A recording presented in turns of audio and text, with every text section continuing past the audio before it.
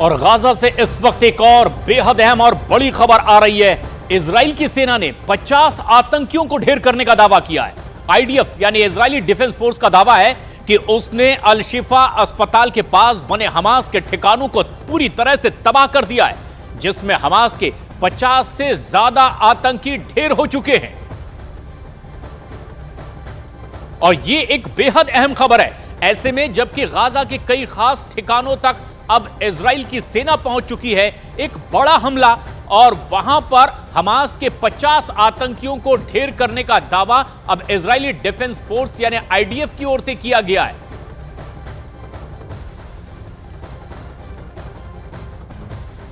वहीं दक्षिणी लेबनान में भी इजराइल ने एक के बाद एक कई एयर स्ट्राइक की है और इसके बाद दक्षिणी लेबनान के कई इलाके पूरी तरह से दहल उठे। धमाके इतने ज्यादा तेज हैं कि उसकी गूंज कई किलोमीटर तक सुनाई दे रही है और खुद इजराइल में भी इसकी गूंज महसूस की गई है।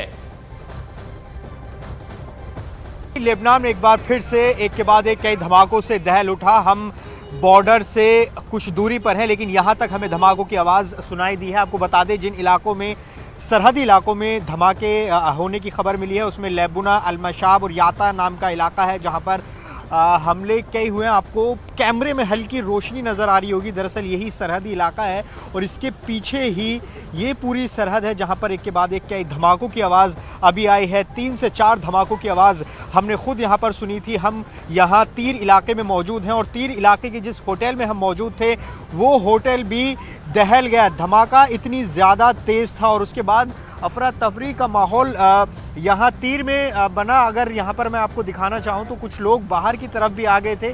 यहाँ आप देखेंगे लोग बाहर खड़े हैं, जो कि अचानक से धमाकों की आवाज़ सुनकर उनको बाहर आना पड़ा। तीर में आमतौर पर जो माहौल है वो एक सामान्य रहता है, लेकिन ये पहली बार है कि जब तीर तक इतनी तेज़ धमाकों की आवाज़ आई। धमाकों की आवाज़ आती है, लेकिन धमाकों की आवाज़ न सिर्फ तेज़ थी बल्कि उसको यहाँ तक महसूस किया गया। जिस जगह हम ठहरे हुए थे वहाँ पर भी होटल में एक तरह से होटल दहल गया। तो ये तस्वीर लगातार इजराइल लेबनान बॉर्डर की बनी हुई है, जहाँ इजराइल और हिजबुल्लाह के बीच लगातार जंग चल रही है। लगातार तेज़ी के साथ जो जंग है वो इजराइल और हिजबुल्लाह के बीच में लगातार बढ़ती जा रही है।